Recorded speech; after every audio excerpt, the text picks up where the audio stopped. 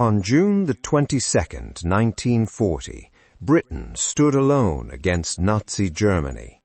France had surrendered, and Prime Minister Winston Churchill could offer only defiant resolve. Britain still possessed the full resources of its vast empire.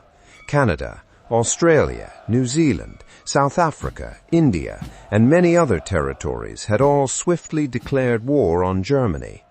Yet they were separated by thousands of miles of ocean, and their military strength could not be applied where it was most urgently needed.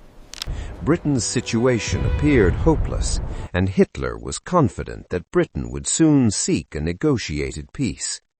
But Churchill quickly demonstrated just how determined he was to pursue the war against the Nazis. A powerful French naval force, 2 battleships and 2 battlecruisers, was anchored in the port of Mers el-Kebir in French North Africa. If these vessels fell into German hands, the Royal Navy's position in the Mediterranean would become untenable. On July the 3rd, a Royal Navy task force issued an ultimatum demanding that the French ships either join the British fleet or sail to a neutral port where they would be interned. The French refused. The British opened fire on their former allies. 3 of the battleships were destroyed or severely damaged. Almost 1,300 French sailors were killed. Churchill's ruthlessness did not impress Hitler. On July the 19th, he returned triumphantly to Berlin, welcomed by a crowd of more than 1 million people. That same day, he addressed the Reichstag, offering peace terms to Britain. His proposal appeared generous. Britain could keep its empire. In return, Hitler demanded a free hand in Europe. His ultimate goal was the conquest of the East, to secure Lebensraum, living space for the German people. Churchill rejected the offer outright. Britain would continue to fight. This, he declared, would be their finest hour. Churchill's defiance was immensely popular. King George VI recorded in his diary, "Personally, I feel happier now that we have no more allies to be polite to and to pamper." Yet it was difficult to see how Britain could ever reverse its fortunes and actually win the war. The British Army had survived Dunkirk, but it had lost almost all its tanks, artillery, and transport during the evacuation. Only 25 divisions remained, armed largely with rifles, facing the vast armored forces of the most formidable war machine the world had ever known. There was little to be done except prepare and wait. Coastal defenses were strengthened, and concrete strongpoints were constructed across southern England. Road signs were removed to confuse any invading force. A volunteer defense force, the Home Guard, was formed. It consisted mainly of men who were otherwise ineligible for military service, often because of their age. By the end of June 1940, almost 1.5 million volunteers had enrolled, but there were few weapons available to arm them. Meanwhile, Hitler pressed ahead with invasion plans, codenamed Operation Sea Lion. Operation Sea Lion envisioned the landing of some 20 divisions on a broad front along England's southern coast. Barges were gathered from all across northwestern Europe and hastily converted into makeshift landing craft. German troops were trained for beach assaults in preparation for the invasion. Yet for all of Hitler's confidence, those responsible for planning Sea Lion were deeply concerned. Hitler dismissed the English Channel as little more than a river to be crossed, but Britain's navy remained the largest in the world.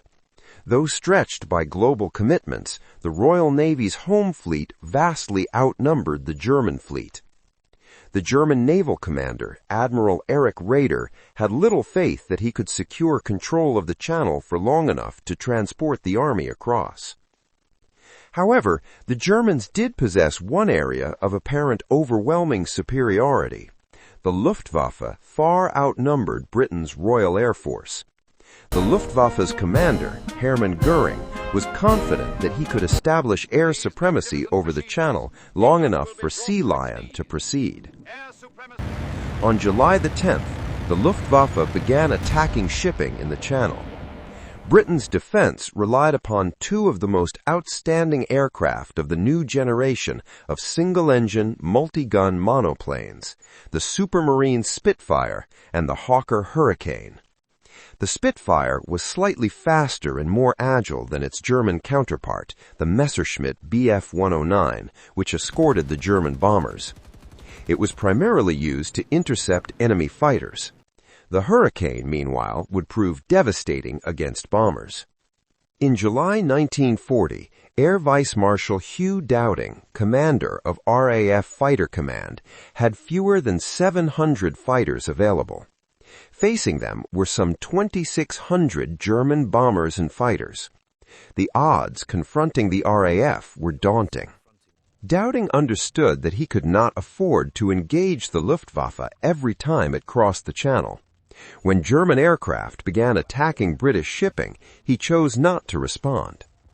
Instead, Dowding resolved to commit his fighters only when the Luftwaffe attempted the large-scale assaults required to gain air supremacy for invasion. To support this strategy, Britain possessed one vital advantage: radar. By the 1930s, scientists in both Britain and Germany knew that objects far beyond human sight could be detected by transmitting radio waves and measuring the time it took for the signals to return. In Britain, a team led by Robert Watson Watt began developing radar as a means of detecting approaching aircraft at long range. Dowding immediately recognized its importance and placed radar at the heart of the world's first integrated air defense system. This system, known as Chain Home, consisted of 21 radar stations with towers up to 300 feet tall, positioned along Britain's southern and eastern coasts. These stations could detect aircraft at ranges of up to 120 miles, identifying their direction, height, speed, and numbers. The information was transmitted to RAF Fighter Command headquarters at Bentley Priory, just outside London. There, the data was assessed and warnings of incoming raids were issued to the operations room. Controllers then alerted the nearest RAF airfields and scrambled the required number of fighters to intercept the attackers. The crucial question remained: could radar compensate for Germany's massive numerical advantage? The stage was now set for what would become known as the Battle of Britain. Since June 10, 1940, the German Luftwaffe had been relentlessly attacking British shipping in the English Channel. Hermann Göring, Luftwaffe's commander, was determined to draw the Royal Air Force into a decisive battle. But Britain's air commander, Air Chief Marshal Hugh Dowding, refused to be provoked. He deployed his fighters sparingly, fully aware that the decisive struggle still lay ahead. As this opening phase of the Battle of Britain unfolded, the Luftwaffe enjoyed a substantial numerical advantage. It fielded around 1,100 single-engine fighters, while the Royal Air Force had only about 700. Almost all German fighters were the formidable Messerschmitt Bf 109E, capable of speeds approaching 350 miles per hour. Roughly two-thirds of Britain's fighter force consisted of Hawker Hurricanes. Although slower than the Bf 109, they were more maneuverable and highly effective in combat. The remaining fighters were Supermarine Spitfires, whose speed closely matched that of the German aircraft. For its offensive, Germany deployed more than 1,300 medium bombers. These included Dornier Do-17s, Heinkel He-111s, and Junkers Ju-88s, each capable of carrying approximately 4,000 pounds of bombs. Göring selected August 13th as Adlertag, Eagle Day, to begin the main assault. His objective was clear: to destroy the RAF in the air, cripple its airfields, and eliminate Britain's aircraft factories. Preliminary attacks were launched the day before, targeting airfields and radar installations along the southern coast. One radar station on the Isle of Wight was temporarily put out of action, and several others were damaged, yet most were repaired and operational again within hours. Goering dismissed radar as insignificant and did not order further attacks on the system, a grave misjudgment. Adler Tag dawned under heavy cloud, forcing the main offensive to be postponed until later in the day. When the attacks finally began, radar provided ample warning of the incoming raids. Despite this, most RAF airfields in southern England were heavily bombed. Nevertheless, by the end of the day, none had been rendered inoperable. The Luftwaffe lost 46 aircraft. On August 15th, the Luftwaffe launched the largest attack of the entire battle. Waves of heavily escorted bombers pressed through toward RAF airfields. Fighter command was stretched to the limit. Some British pilots flew as many as 7 sorties in a single day. By the time the raids subsided, approximately 90 German aircraft had been shot down at the cost of 42 British fighters. The battle continued with relentless intensity over the following days. Both sides grew increasingly exhausted. Dowding attempted to rotate his pilots to provide rest, but shortages were severe. Some newly assigned pilots were sent into combat with as little as 10 hours of flying experience. The Luftwaffe was suffering as well. German pilots were shocked and increasingly demoralized by the tenacity of British resistance. RAF fighters always seemed to be waiting for them. After 12 continuous days of combat, British losses began to approach those of the Germans. Fighter command stood on the brink of collapse. To intensify pressure, Goering ordered his bombers to begin night operations. This decision produced unexpected consequences. On the night of August the 24th, a formation of Heinkel bombers lost its way and dropped its bombs on the city of London. It was the first time that a non-military target had been struck. The following night, 81 British bombers retaliated by attacking Berlin. Hitler was furious and demanded massive reprisals. These came on the evening of September the 7th. German bombers attacked the London docks and the surrounding districts. More than 450 people were killed and thousands of homes were destroyed. In reality, this marked Goering's second critical mistake. By diverting attacks away from RAF airfields at the very moment fighter command was close to breaking, it granted it the respite it desperately needed. Had the Luftwaffe continued to strike the airfields, the RAF could not have sustained its defense. Instead, on September the 15th, British radar stations detected another vast assault on London. The first wave, consisting of 100 bombers escorted by 400 fighters, was intercepted as it crossed the coast. Fierce fighting erupted and continued inland. Later that afternoon, a second force of 150 bombers renewed the attack. Winston Churchill was present at Fighter Command headquarters that day. Hearing controllers urgently requesting reinforcements from neighboring groups, he asked, "What other reserves have we got?" The reply came back, there were none. Yet it was now evident that the Luftwaffe had failed to secure control of the air. On September the 17th, Hitler postponed Operation Sea Lion. The Battle of Britain did not formally end. Instead, it gradually subsided. Hitler adopted a new strategy. By October the 5th, daylight attacks ceased and German bombers concentrated on bombing Britain's cities at night. This campaign became known as the Blitz. London was attacked every night except one until November the 12th. On November the 10th, the city center of Coventry was obliterated. The Blitz continued into 1941, with the final major raid on London occurring on the night of May the 10th. More than 50,000 civilians were killed during the Blitz, yet there was never any question of Britain collapsing. Victory in the Battle of Britain brought immense national relief. Pilots had arrived from across the British Empire and from countries occupied by Nazi Germany, including Poland and Czechoslovakia. Churchill summarized the nation's gratitude with the words, "Never in the field of human conflict was so much owed by so many to so few." For Hitler, however, this defeat was little more than an irritation. Britain, he believed, could never pose a serious threat. He now turned his attention eastward. For Britain, the victory created an opportunity to rebuild and prepare for the day when it could carry the war to the enemy. But to do so, Churchill would require assistance. Britain may have won the Battle of Britain, but it remained dangerously vulnerable.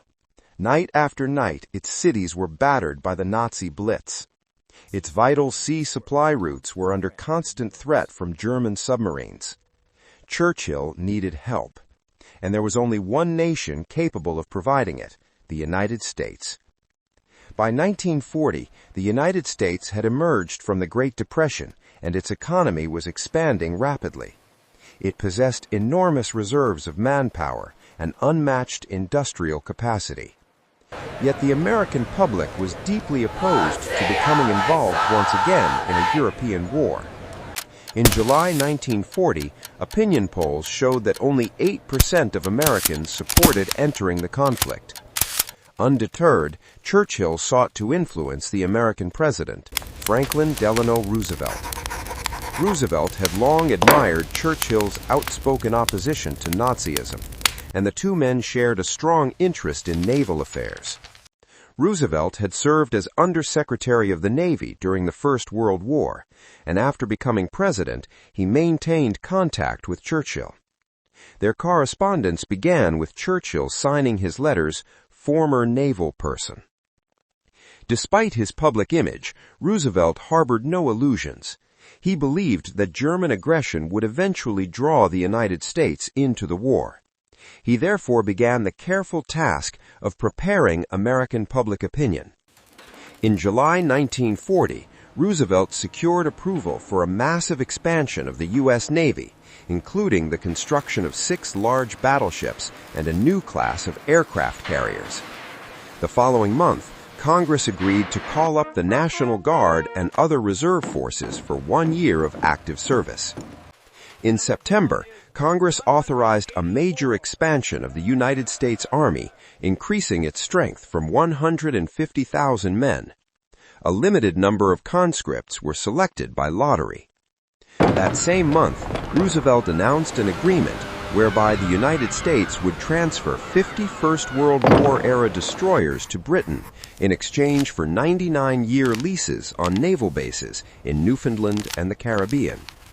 The British Navy, desperate for escorts to counter German U-boats, began taking over the ships within days. The clearest indication that Roosevelt was gradually shifting public opinion came in the November 1940 presidential election. He decisively defeated the isolationist candidate, Wendell Willkie, winning 27 million votes to 22 million.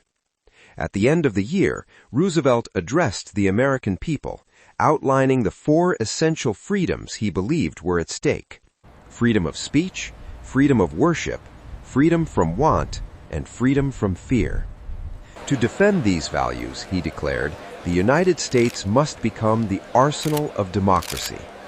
In practical terms, this meant arming Britain. He promised that American factories would produce ever-increasing numbers of ships, aircraft, tanks, and guns. Nevertheless, opposition to aiding Britain remained strong in some quarters. One of the most vocal critics was the American ambassador to London, Joseph Kennedy, father of the future President John F. Kennedy. A wealthy businessman of Irish descent, Kennedy harbored deep resentment toward Britain and repeatedly predicted that it would soon be forced to surrender. Kennedy's pessimism was increasingly offset by growing admiration for the courage displayed by the British people during the Blitz. In particular, radio broadcasts by the CBS correspondent Edward R. Murrow played a crucial role in shaping American opinion. Murrow's broadcasts carried vivid descriptions of life under bombardment. Speaking directly to American listeners, he described burning streets, collapsing buildings, and the calm determination of Londoners enduring nightly air raids. His reports had a profound effect on public opinion in the United States. Encouraged by his re-election victory, in January 1941, Roosevelt introduced what became known as the Lend-Lease Bill. Under its provisions, the United States would supply weapons and war materials to Britain and to China, which was still engaged in a desperate struggle against Japanese invasion. Payment would be deferred. Roosevelt compared Lend-Lease to lending a neighbor a garden hose to put out a fire. The question of repayment, he argued, could be settled later. The policy also served a strategic purpose. Unlike in 1917, if the United States were eventually drawn into the war, it would already possess a greatly expanded arms industry. American preparations did not stop there. Roosevelt secretly authorized senior American and British military staffs to begin discussions on a common strategy should the United States enter the war. By April 1941, Roosevelt felt confident enough to take further steps to assist Britain at sea. He significantly expanded the Pan-American Security Zone, within which U.S. warships would protect American merchant vessels. In May, American troops were deployed to Greenland. In July, U.S. Marines replaced the British garrison in Iceland, denying the Germans access to its harbors. The U.S. Navy also began providing limited convoy escorts, particularly for American ships transporting Lend-Lease supplies. Hitler instructed his submarine commanders to avoid attacking American vessels, as he did not wish to provoke the United States into war. Despite this, confrontations became increasingly frequent. On September 4, 1941, a British aircraft attacked a German submarine.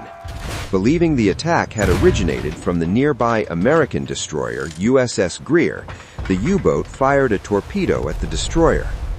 Greer responded with depth charges, and a running battle ensued that lasted more than 3 hours. Neither vessel was sunk. Tensions continued to rise. On November 17th, the destroyer USS Kearney was struck by a torpedo while escorting a convoy near Iceland. The U-boat commander claimed it had been an accident, insisting he had been aiming at a British ship.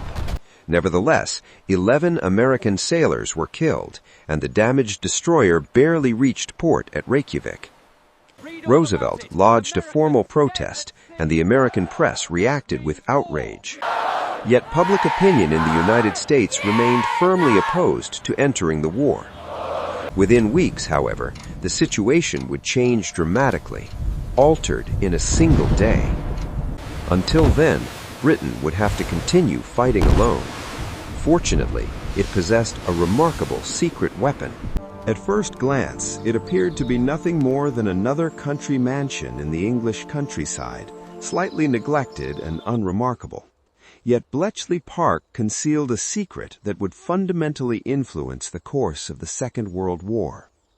It was here that Britain succeeded in deciphering Germany's most closely guarded military codes. Since the mid-1930s, all branches of the German armed forces and intelligence services had relied on a standard cipher device known as the Enigma machine. Originally developed in the early 1920s for commercial use, Enigma was designed to allow businessmen to send confidential messages securely. The machine was powered by a battery, and its encoded messages were transmitted in Morse code. At the receiving end, an identical Enigma machine decoded the message. The heart of Enigma lay in its system of rotating wheels known as rotors. These rotors scrambled each letter typed in to a different one. The rotors could be rearranged and set in countless configurations. As a result, a single letter could be encoded in any one of more than 150 million possible ways. Given the enormous number of possible settings, the Germans were confident throughout the war that Enigma was unbreakable. The first major breakthrough did not come from Britain, but from Poland. Aware of Enigma's existence, Polish intelligence assembled a team of gifted mathematicians to solve the cipher. Among them were Marian Rejewski, Jerzy Różycki, and Henryk Zygalski. However, without knowledge of the internal wiring of the rotors, progress was limited. The crucial information came from French intelligence, which passed on material obtained by a spy working inside the German Army's cipher department. Among these documents was an Enigma instruction manual. Using this information, the Polish team reconstructed an Enigma machine and began painstakingly decoding German messages. By July 1939, Hitler's intentions toward Poland were becoming increasingly clear. Britain and France had pledged to come to Poland's aid. Recognizing that war was imminent, intelligence representatives from Britain, France, and Poland met in Warsaw. There, British and French officers were astonished by the progress the Poles had made in cracking Enigma. The Polish cryptographers agreed to transfer their reconstructed machines and their knowledge to Britain. Just 2 weeks later, Poland was invaded. As German forces advanced, the Polish codebreakers destroyed all evidence of their work on Enigma. Some were later captured and tortured, but none revealed the secrets they had uncovered. Responsibility for breaking Enigma now passed to Britain's Government Code and Cipher School at Bletchley Park. The head of Britain's Government Code and Cipher School at Bletchley Park was Commander Alastair Denniston. Denniston assembled an unusual and highly diverse group of individuals to tackle the problem of German codes. Mathematicians, chess champions, linguists, and even crossword puzzle experts were recruited to continue the work begun by the Poles. Among them was a young mathematician from Cambridge, Alan Turing. In 1936, Turing had published a groundbreaking paper describing the concept of a universal computing machine, a device capable, in theory, of solving any mathematical problem. He now applied these ideas to the challenge of cryptography. Using Turing's designs, Bletchley engineers developed electromechanical machines known as bombs. These machines rapidly tested thousands of possible Enigma settings, searching for combinations that would produce intelligible German text. The raw material for this process was supplied by Britain's WWII service, a network of radio listening stations that intercepted and recorded German wireless transmissions around the clock. Intercepted messages were fed into the bombs, which systematically eliminated incorrect rotor settings. When a potential solution emerged, cryptanalysts examined it closely until the correct key for that day's Enigma settings was identified. Once decrypted, the messages were translated, analyzed, and distributed to the relevant military authorities. From the moment Winston Churchill became Prime Minister and learned of Bletchley's work, he grasped its extraordinary importance. He referred to the intelligence produced there as his ultra-secret, and the material itself became known simply as Ultra. Access to Ultra was tightly restricted. Senior commanders received only information directly relevant to their operations.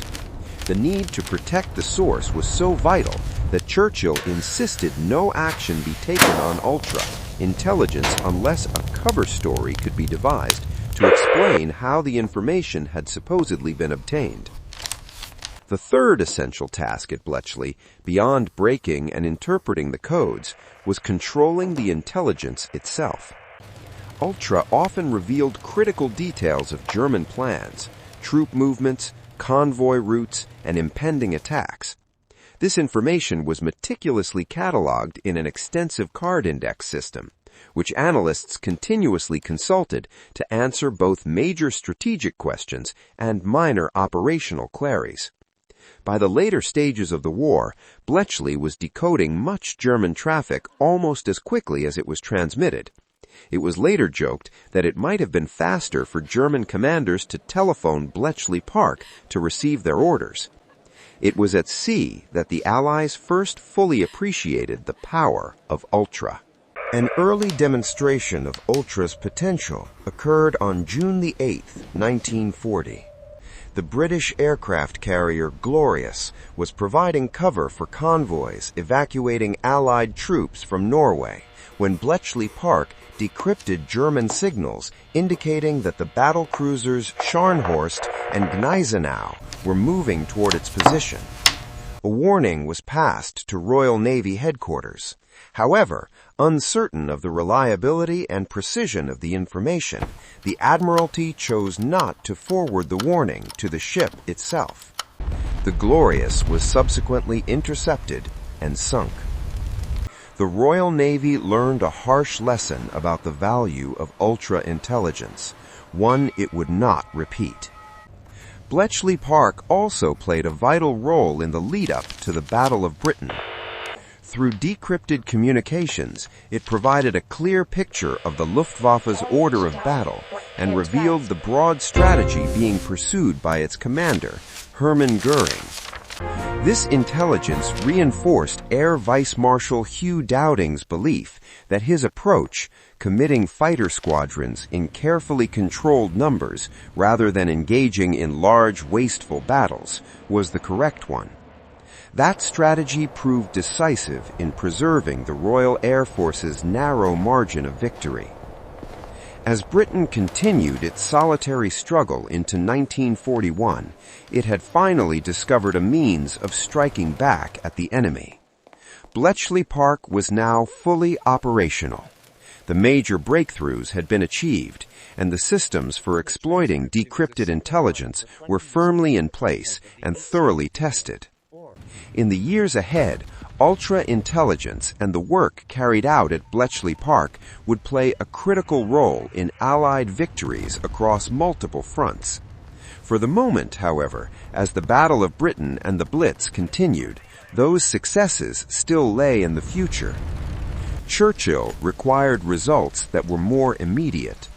By early 1941, he believed he had found a way to achieve them.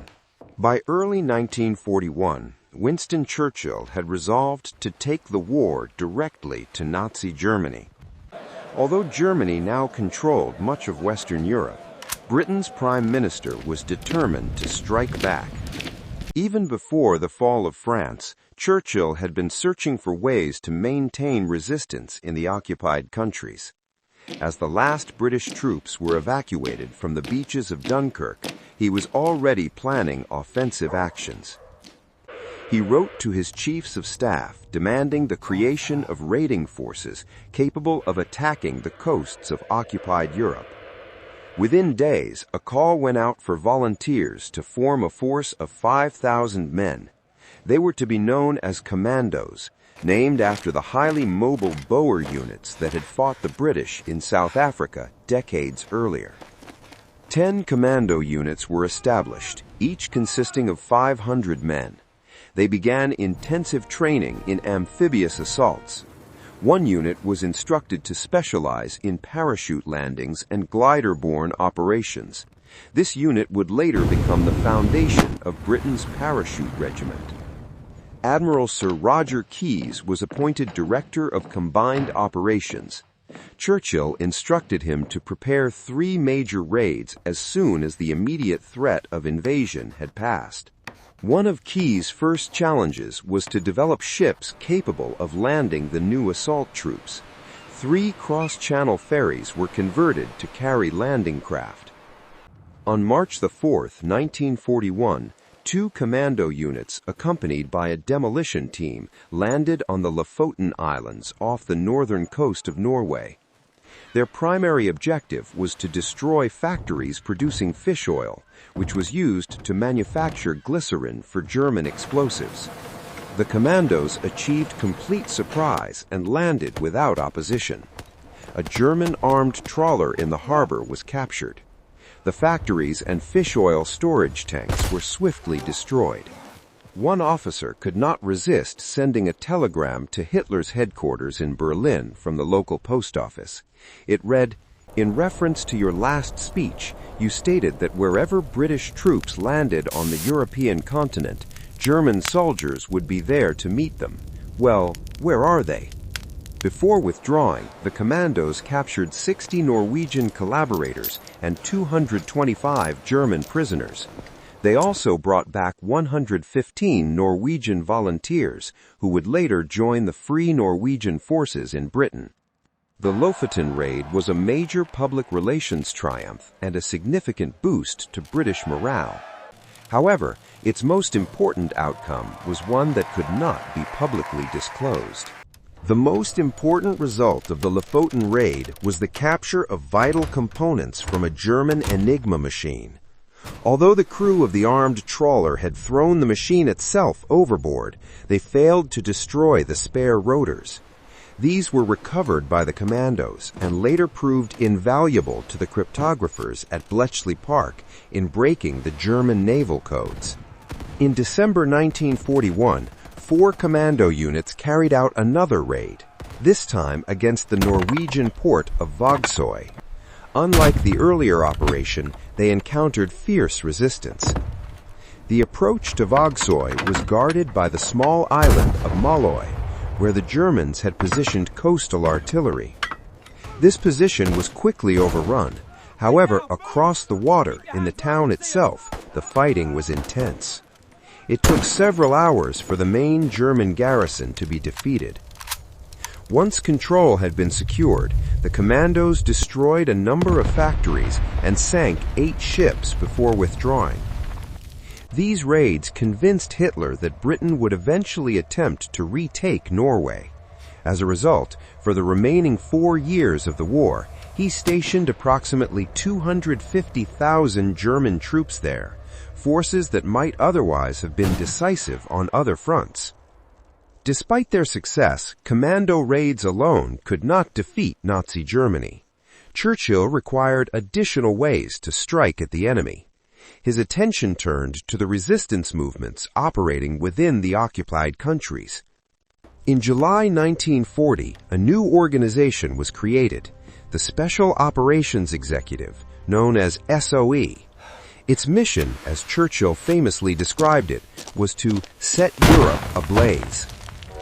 SOE's objectives were to encourage sabotage of the German war effort, gather intelligence, and prepare clandestine forces capable of disrupting German defenses. Much of SOE's work focused on France. Agents were recruited in Britain to establish and coordinate resistance networks. Radio operators and couriers were trained to support these groups. A major challenge was how to insert agents into occupied territory. Submarines, fast motor launches, and fishing vessels were all used, but German coastal defenses made these methods increasingly dangerous. The solution was aircraft. In August 1940, a special RAF unit was formed, equipped with Whitley bombers and Westland Lysander aircraft. Agents and supplies were either parachuted into France or flown in and out by Lysanders, landing in remote fields under cover of darkness. On moonlit nights, reception committees waited patiently as resistance networks expanded across occupied Europe. At the same time, German counter-espionage grew ever more effective. Direction-finding equipment was used to locate clandestine radios, and double agents infiltrated resistance organizations. The work of SOE agents was extraordinarily dangerous. Their life expectancy was short. A single mistake could expose them to arrest by the Gestapo. Many were tortured and executed. Yet Churchill believed the risk was justified. Sustaining resistance in occupied Europe gave hope to millions that liberation would one day come.